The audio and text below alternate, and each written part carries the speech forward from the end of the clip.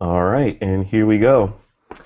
All right, I'm Frederick Van Johnson, and we're trying something new for the podcast this week. Actually, this is not part of the podcast. This is more of a sort of an adjunct. So we've been getting a lot of feedback around just sort of putting gear head to head and sort of talking about the ins and outs of the gear that we like and what we recommend. So we decided to make it a little bit more formal, and Doug Kaye agreed to actually come on and put this thing together to help us kind of do this tennis match of gear where we take each segment of the show, we'll take some piece of gear, two pieces of gear, maybe even one or something, and just talk about it from a person to person standpoint, and just sort of go through what the ins and outs are, what we like about it, what we hate about it, what's coming next, all that cool stuff. So in this first segment of this particular series, we decided to talk about the Olympus OM-D E-M5, which is a camera that I just purchased, and the Sony NEX7, which is the camera that Doug has been in love with and is about to take overseas with him. So we decided to sit down and exactly that one. So we decided let's sit down and talk about these two cameras just from the top, and just, if you're looking at a mirrorless system, which one of these would make the most sense for you? So, Doug, let's just jump right into it. So you have that NEX7, right? Yep. So from the top, what do you like about that camera? Well, obviously the reason you get into something like this is, instead of your big Nikons or Canons, is that you're looking for something small. And for that, it fits the bill. It doesn't fit in a pocket. It's not a point and shoot, but it is a lightweight camera. It still has interchangeable lenses. I can put it in a very small camera bag along with an assortment of lenses, and it does, 80% or more of what I want to do, especially as a travel camera. Yeah, see, that's the scary part, though, when you say it does 80% of what I needed to do.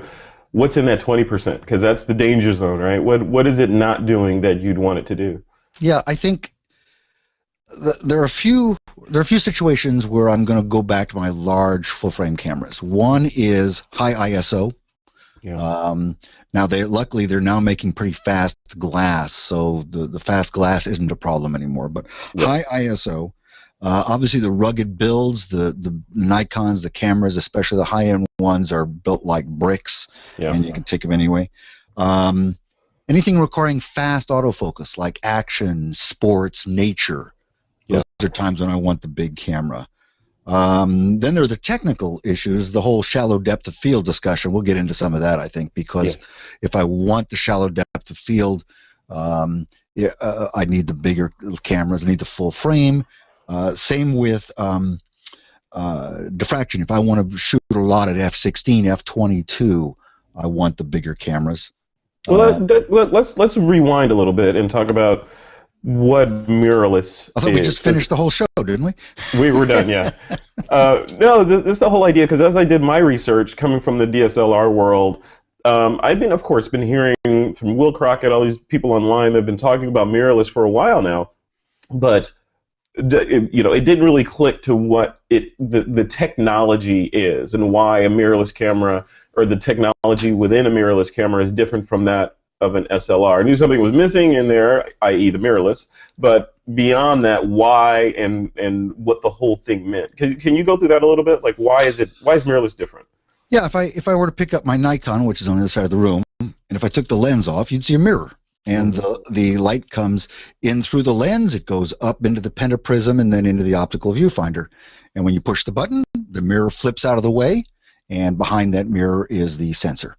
With the Sonys, I know some people are watching the video, some are hearing us on audio, but for those who are looking, if I take this camera, if I take the lens off, that is the sensor. It's just right there.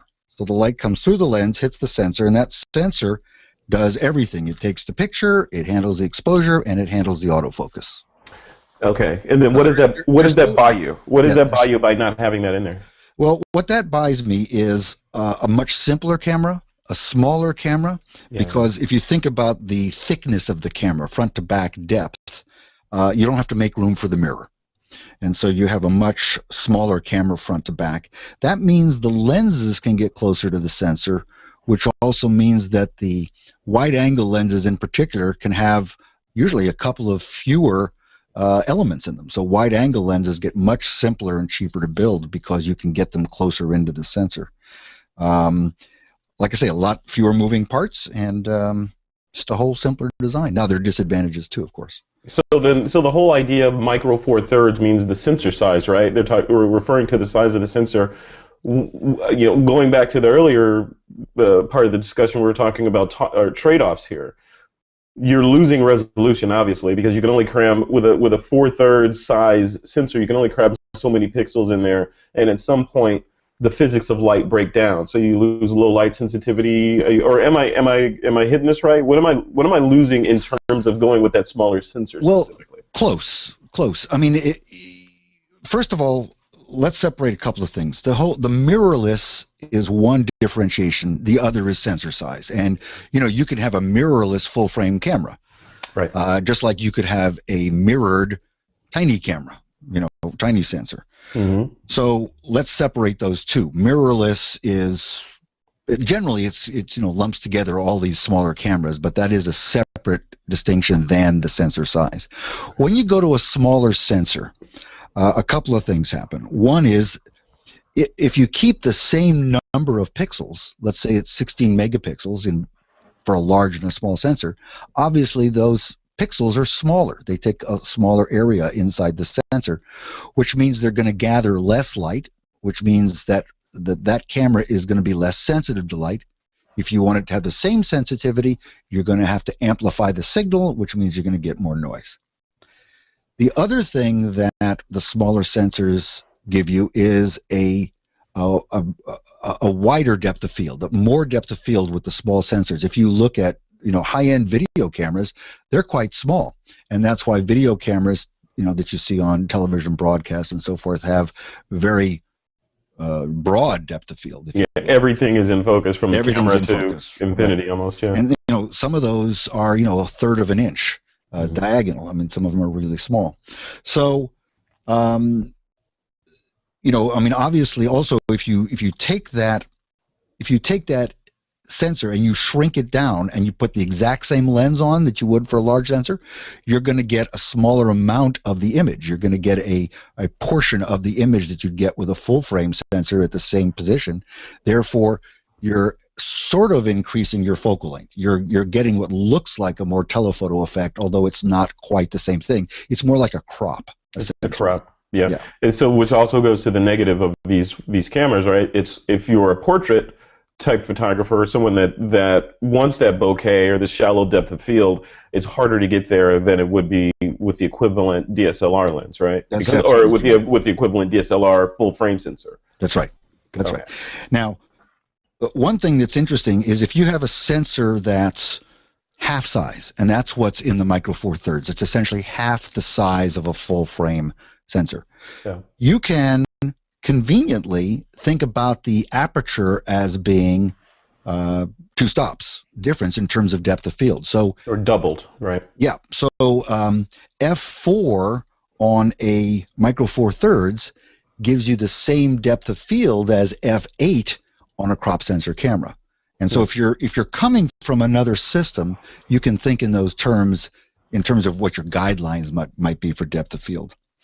But again, with a lot of these small cameras coming out with lenses that are sub f2, f1.8, f1.4, even f1.2, I think there are some out there. You can get back to the same depth of field that you might get with an f2.8 lens on a big camera.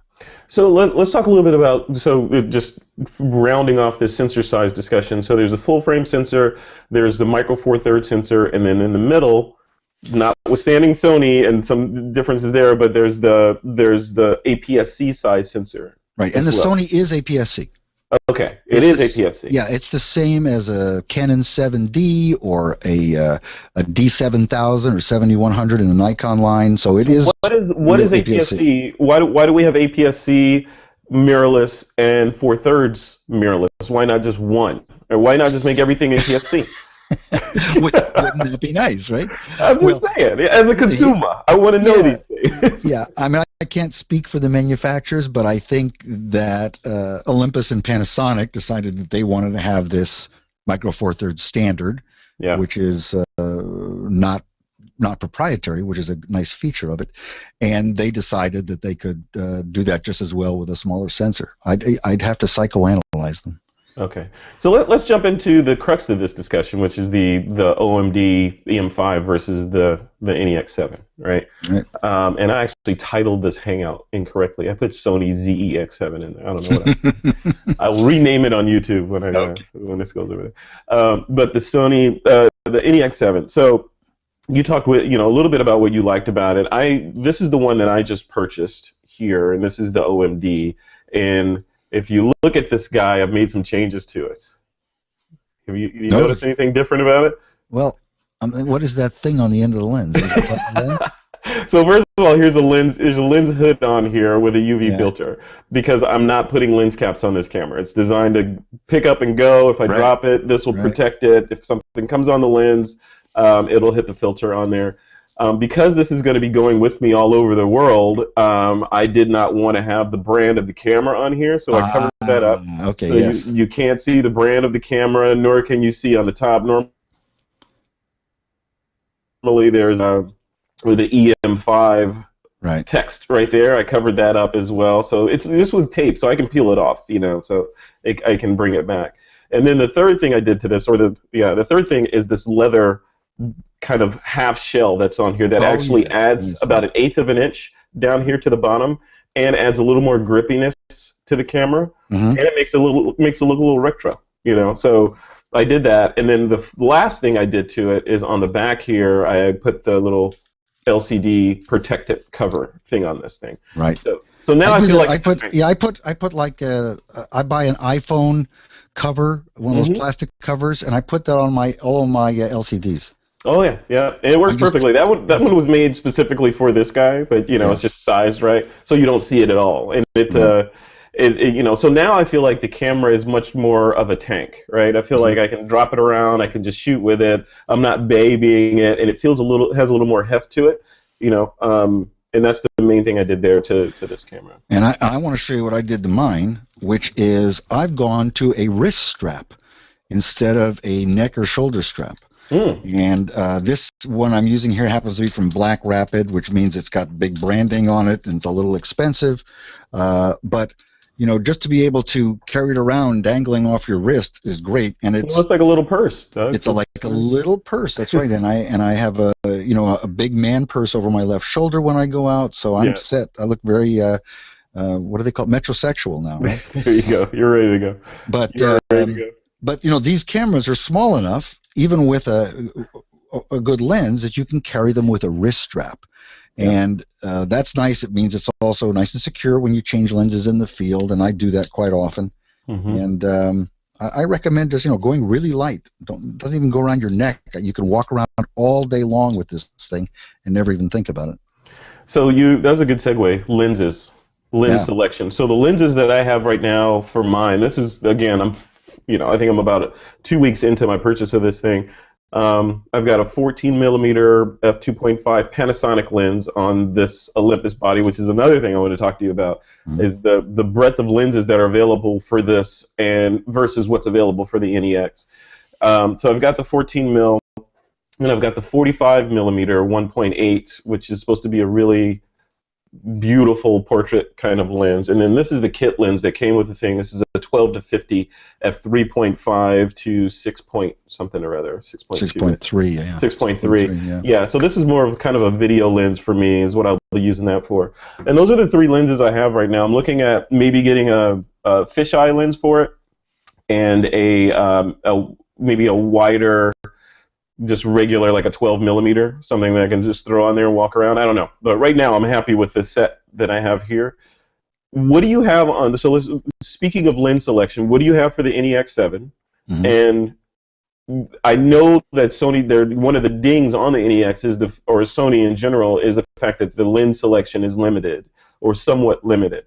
Trey says Trey Ratcliffe. I spoke to him yesterday, and he said it's limited, but the lenses that he needs are there. So I wanted to get a second point of data from you. How do you feel about that? Well, Trey's always right. But the fact is that you know, the Micro Four Thirds has the advantage that there are at least two primary vendors making lenses that are interchangeable, and then of course you have third-party companies making lenses for those cameras as well. Yeah. In Sony, in the NEX line, it's a proprietary mount. That doesn't mean there aren't other vendors than Sony, but there are fewer. And there was a shortage of good lenses. When the camera first shipped, the only high-quality lens was this Zeiss 24mm f1.8, which everybody just loves, and I do too. But that's changed quite a bit. Sony's come out with some better lenses, and Zeiss is in the next 3 or 4 weeks, they're going to ship 2 new lenses as well. So there really isn't a problem with lenses. Of course, they're expensive. Right. All high-end lenses are. The difference is that when you say expensive, what are we talking about? Like, well, a lot of these high-end Sony and Zeiss lenses are in the $800 to $1,000 range. Okay. Or even $800 to $1,100. And you'd say, this is the problem, because people say, now I remember you were at the point where you were about to buy the Fuji X100S. Correct. And your plan was that if you specifically went for a camera body on which you couldn't change the lenses, you wouldn't commit to a whole new lens line, and you would save yourself a lot of money, which is true. And now look at me. Yeah. And I'm sorry. I'm sorry, but I've now bankrupted you once again. Yes, thank you. You're buying a whole new set of lenses for a whole new line of cameras. Let me address that, though, because I've been getting crap from people that have been talking about me being wishy-washy with regard to this camera selection. So, and I talked about this a little bit on the main show, but what my goal, my initial reasoning for buying a small camera like this was to take on a trip. You know, and to have something that was nondescript, that I could go out and use and shoot, and, you know, and not be worried about being the photographer. I just wanted to be able to take a camera with me, go with, you know, and go out and have it be just there, do street photography, that sort of thing. When I first started my investigation, I found the articles from, or the videos from Zach Arias and Strobus, David Hobby over there. And they were very convincing in terms of, this is the best camera ever made. It's awesome. You know, it changes the way you look at photography, which I still agree. I mean, I've played with the Fuji a lot, and it fits in that sort of category as kind of a game changer. But for me, you know, the one thing that happened is I ordered that camera, and Amazon screwed up the order. So, or actually, Amazon's fulfillment company, the company that was actually selling this that particular body, said they had them in stock, and they didn't. So I ended up not getting it and canceling the order. So then I went down to Sammy's and actually held this camera. Sammy's in San Francisco, which is now open, by the way. So I went over there, and my little timer's going off here. So I went down there and held this one, and I was thinking, okay, well, similar form factor, but it does a whole lot more things, you know, with the technology that's in there, the articulating LCD, you know, all these things, the gamut of lenses that are available for it was a key point. Even though I just had decided that I wanted a fixed lens system, the rationale, and maybe I was just being delusional, was, hey, I could just put this 14 on there and not take it off, and there you go. You know? But now I'm thinking, my mindset changed a little bit as I investigated, and it came to the point of, well, this mirrorless system that I'm buying is a system. So now I have these lenses. Yeah, I still have the Nikon DSLR gear, like I can use for when I'm doing things like you talked about at the beginning. But I have the system that I can use for walk around photography, street photography, that sort of thing. I can use it for some pro level stuff as well. But I can also buy little Olympus pen cameras and put the lenses that I buy for this OM-D on that. You know? And now I have these little $300, I can get a little $300 point and shoot and still use all these lenses, whereas with Nikon, I'm stuck. You know, I can put my Nikon glass on other Nikon bodies, of course, but entirely different system, point and shoot from this OM-D. So anyway, that's where I went, and then so once I pulled the trigger on it, I'm in both feet now. You know, so I'm married to the OM-D, and I like it. That's not to say that I still won't get that Fuji at some point, because, you know, why not? So if I can scrape up enough pocket change, you know, maybe I'll go pull the trigger on that and add it to my collection, because it's not an either or proposition with this stuff. You know, you can have more than one if you can swing it. Yeah. So, you can cross the streams, right? It doesn't. It won't end the. It won't end the universe. Well, you know, I did a review on the OM-D a while ago. I read that. That was part of my research. Yeah. Thank you. And we'll link to that in the show notes that we publish on the TWiP blog for this, and probably add that to the YouTube comments as well, I guess. But one of the things I discovered, because I was new to a Micro Four Thirds, I had never shot with Micro Four Thirds before, and subsequently talked to a number of people who know more about it than I do. And I learned a couple of things about these small cameras and the lens choices that I think people should know. As opposed to the larger cameras, I think you should focus more on using prime lenses. I think it's great to have a kit zoom. I think everybody should have something, whether it's in that, you know, short range or even one of the super zooms if you need that 10:1 or 11:1 zoom range. Yeah. But I find that I get much better images with the primes, and I think other people do too. Yeah. The other thing that's important is this thing about diffraction. And we won't have diffraction. We won't go into a whole technical detail here, but the fact is, the smaller the sensor, the more the image blurs as you go to tighter and tighter apertures. So with an OM-D, which is a Micro Four Thirds, if you get up there in the f11, f16, the image is going to start to actually get blurrier. And this is not something that the quality of the lens can overcome. This has to do with the size of the little hole that you're putting the light through, and the fact that it sort of bends around the edges of that hole. Yeah. So when you get these lenses, tend to shoot with them more towards wide open, and use your primes. You'll get much better results.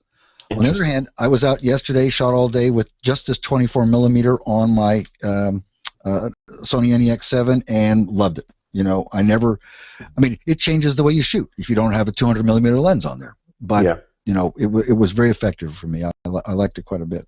Yeah. So those are two important things. Is if you're coming from larger formats, think more about prime lenses than you're used to, and shoot more wide open. Okay, yeah, and just one thing before we close this segment off is size. So I want to talk about size just a little bit. You mentioned in the beginning, because of the lack of the mirror, you can have fewer lens elements, which leads to smaller lenses, right?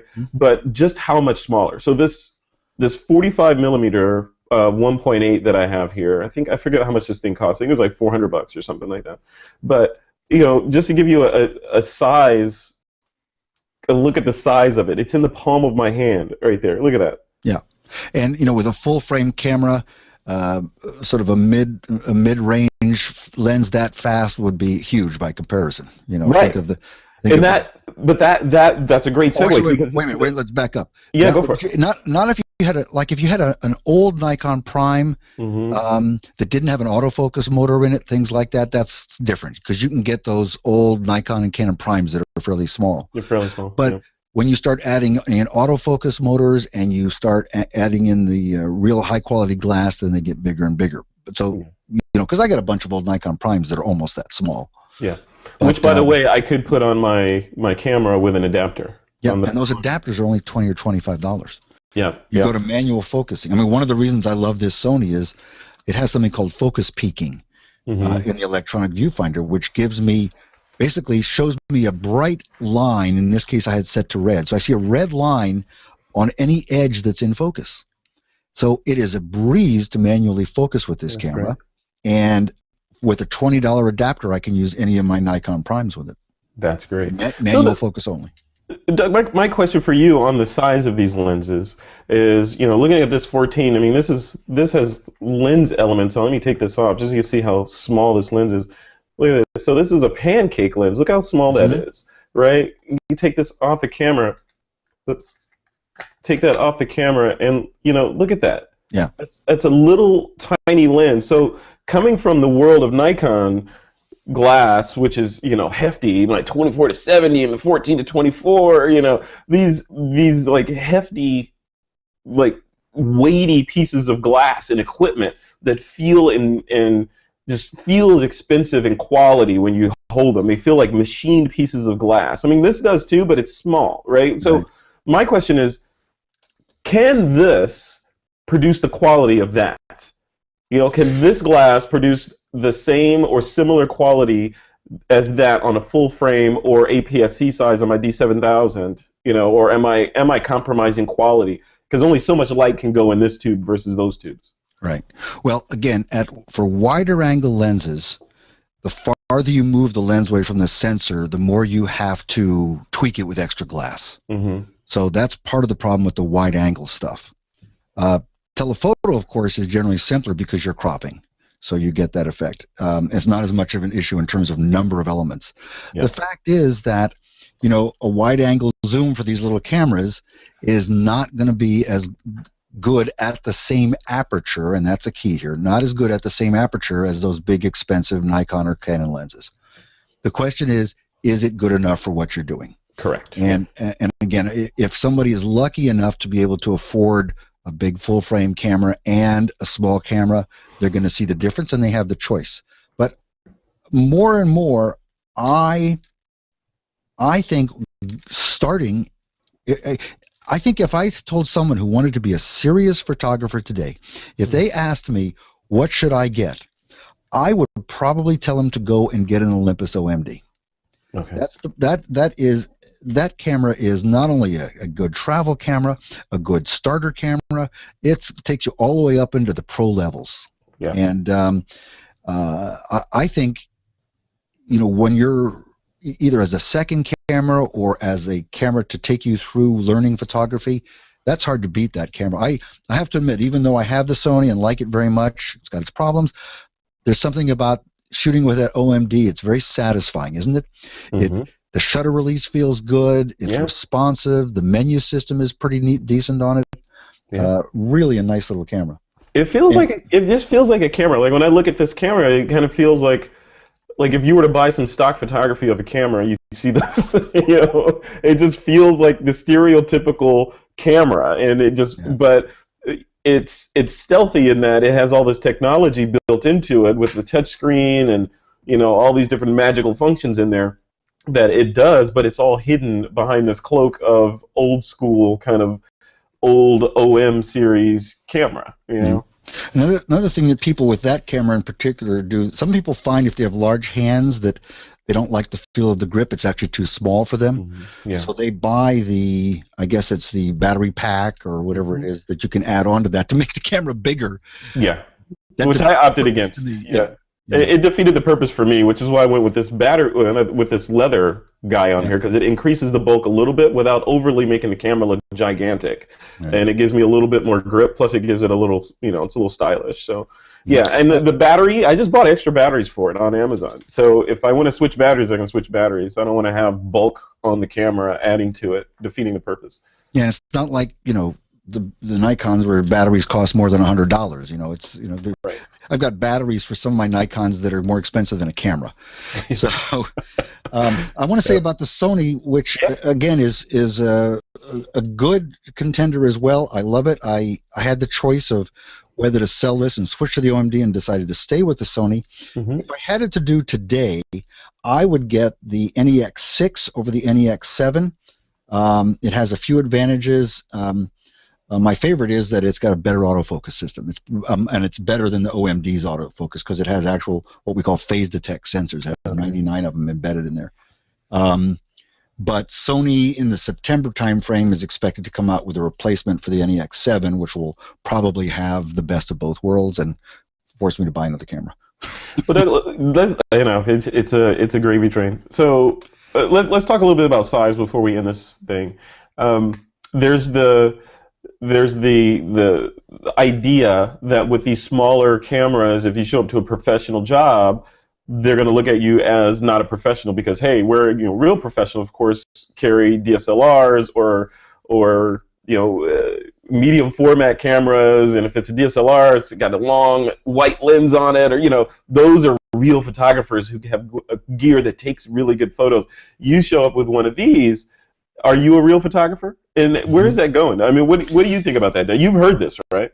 Oh yeah, and I think The best example I can give is, again, the huge photo walk yesterday in San Francisco with 500 people. The number of small cameras that I saw by owned by serious photographers was amazing to me.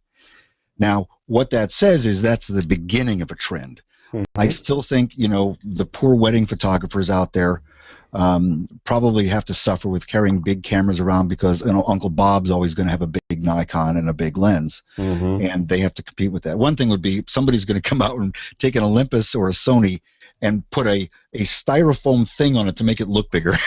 It doesn't weigh anything; it just adds bulk. Right? You can put like an Iron Man suit on it to make it look more powerful. Yeah, that's it. That's it. But really lightweight. And I think there are situations where a pro needs to, unfortunately, he's going to need to do that for a long time. However, if you're working with other photographers who are knowledgeable, you will not get any kickback for carrying a small camera these days, because people who understand it realize these are serious, competent cameras. And the trend is only going in that direction. So giving advice to that new photographer, like you were talking about before, should so you're just suck it up, be a photographer, get the smaller body, and go make photography, and stop worrying about the aesthetics of the thing, right? Absolutely. Unless the photographer has a mission of, unless they want to be a wildlife photographer, unless they want to shoot sports, unless they're totally committed to available light interiors. Those are probably the three situations where I would say, okay, invest in a more expensive, bigger camera. Other than that, these little ones are a much better way to go, I think. Yeah, love it. I love it. So closing this off, has having this smaller camera, with you most of the time, has it affected the way you shoot? Is it, for me, it seems like it's a blend of, okay, I have the power kind of a more expensive system like a DSLR, with the convenience of my iPhone, which is always with me, so I don't feel like I'm missing shots. If I want to take a shot of something, if I do it with the OM-D, I know that I actually have a usable set of pixels that I can work with, rather than just some Instagram pixels that I'm going to put online. Do you feel the same way? Has it changed the way you shoot? I do, and you know what the little camera does for me? It gives me a sense of freedom that I didn't have with the big ones. Not just the weight and size, but it's funny. One of the reasons I went for the Sony was it has an electronic viewfinder. And I used to tell people, because I am nearsighted, or actually because I wear bifocals, I have trouble with shooting with an LCD display. In fact, I now shoot a lot using that display, with the display tipped up, so I get the camera really down low on the ground. I don't have to get on my knees to do it. And so I'm shooting lower, I'm shooting higher, I'm experimenting a lot more with my own photography, partially because of that articulated display. And I don't know, I'm freed up from a lot of stuff this way. I really, it has changed my shooting for the better. I still go back to my D800 on a tripod, or a D3S when I'm shooting sports.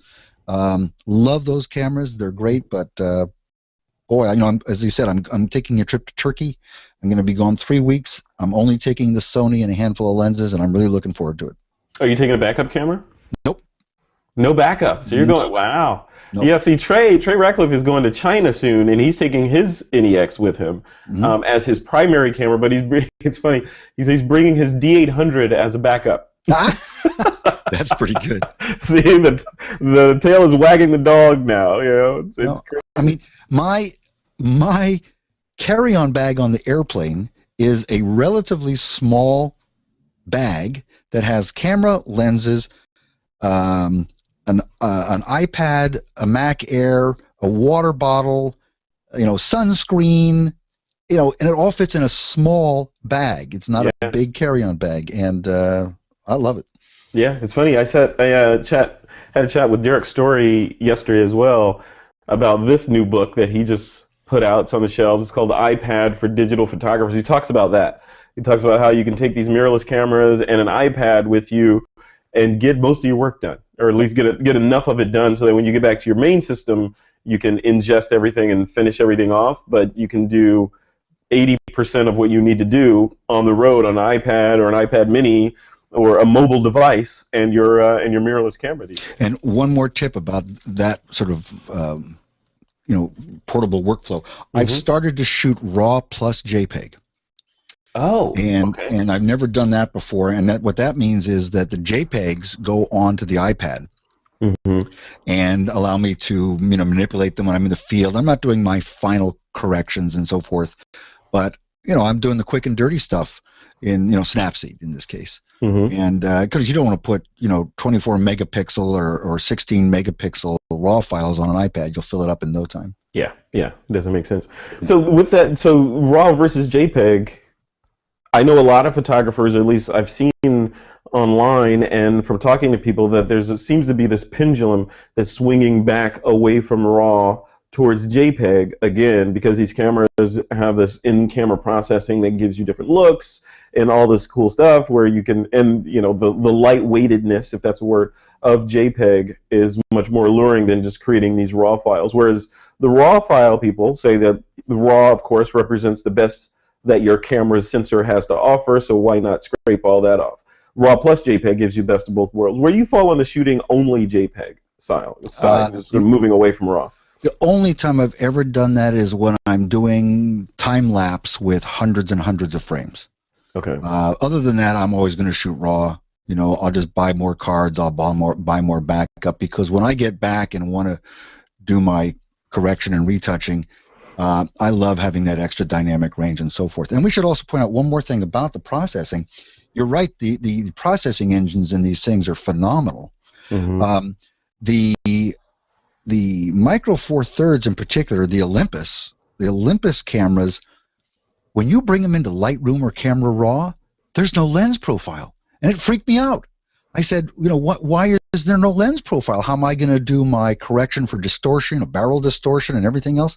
Well, it turns out that every lens has its own profile built into the lens. And so when you bring that in, it automatically loads that profile and the correction's automatic. Really? And I didn't know that. That's cool. Yeah, it's really cool. So when you bring those images into Lightroom, you look and you'll say, there's no lens profile. How do I download the lens profiles? Where do I go? You don't need to, because they're built in. So even with RAW files, they're doing processing. You're not actually getting a raw file. You're getting a processed RAW file with that camera. It's actually doing some pixel math for you right after you click the shutter, right? That's right. That's cool. All right, Doug. Final parting shots here. Yep. What's the final verdict? The Olympus OM-D E-M5, this contender right here, that I am currently enjoying a really exciting relationship with, or the Sony NEX7, which you are taking to Turkey with you? Which one? If there were two sitting on the counter at Sammy's, there are two on the counter at Sammy's side by side, all things being equal, lenses and all that, which are not even being equal, considering the lens situation and all that, which one would you walk out of the store with? Actually, I would tell the salesman to turn around and hand me the NEX6. I'd save a few $100, but you know what? You can't go wrong with any of these. I think the 6 is a slightly better camera for me than the 7. The OM-D is great. In the store, I would play with them. Whichever one felt better to me to carry and shoot with, that's what I would go for. I want that little better depth of field control. I want the slightly larger sensor. Those are the only reasons to go with the Sony over the OM-D. I love it. All right, great parting shots. And then my parting shot would be... I know which one you'd buy. You just did. I just bought it. But my parting shot would be, and I'm guilty of this because I was approaching this as like, this is permanent. This is, it's like buying real estate. I have to make the right decision because I'm going to be in trouble if I don't. But knowing this camera and just knowing the mirrorless world now, I'm less tied to this particular camera now. I love this camera and I'm going to shoot the heck out of it. I'm going to use it for many years, I'm sure. But if something else different comes out, I'm okay with getting that. It's something that does more what I needed to do, I can get that. If I feel like I want to get the Fuji X100S to have that kind of restriction of fixed lens and all that, but all the other great things that it does, why not get that? All things being equal, budget and all that stuff. But you can do that. So I don't know. A lot of folks I talk to are it's one or the other. It's, oh, you're moving to mirrorless, so all DSLRs are dead, which is not true. It's not true at all. There's just more tools available for you. And I would think that some of the cool technologies that we're seeing in the mirrorless lenses or the mirrorless systems hopefully will migrate their way into the DSLRs and vice versa, and we'll just sort of start seeing cool things gel in the next 5 years or so. You agree with that? I do, and it means two things. One, it's only money. Get used to it. Says the person that's eating ramen noodles. Yeah, thank you. Yeah. And, another thing is, the glass holds its value. So, it's, if you invest in good lenses of any of these cameras, you can always sell them. And, rent and borrow, because you can really, you can, really get a good feel for it that way. But I think you can't go wrong with any of these things. They're awfully good cameras. Excellent. All right. Well, Doug, thank you for doing this. This has been educational. I was afraid that you were going to tell me that I made a mistake buying this OM-D, but you didn't. You didn't. So. And hey, I want to say one thing to our listeners and viewers, since this is a pilot for this new series, and if we don't screw it up, we may do more of these. I hope that people will send in their comments. I guess, where do you want them? On the TWiP blog? Is that the best place to comment? Yeah, well, one of two places. So either on the post for this, so this will be posted in the TWiP blog, but these episodes likely will go live before they go onto the blog post, so they can also comment in the YouTube comments for this. Okay. Either way. We want people to tell us what they think of the format, what do they think of the length of the show, and also what would they like us to review next, because we're committed to this. Maybe we should call the series "It Really Is All About the Gear." Oh, yeah. we could just say, hey, you don't have to watch, right? But we'll call it "Your Camera Takes Great Pictures." Yeah. Stop. You must be a really good photographer. You have a great camera. But I really do want the TWiP listeners and viewers to let us know what's valuable to them, because without that feedback, we're just, off in a candy store having fun playing with hardware. Yep. Which isn't so bad. It isn't. Yep. I play with my hardware often. I mean, my camera. We're talking about my camera. All right, Doug. Thanks a lot, man. Thank you, Frederick. All right. See you later. Bye-bye.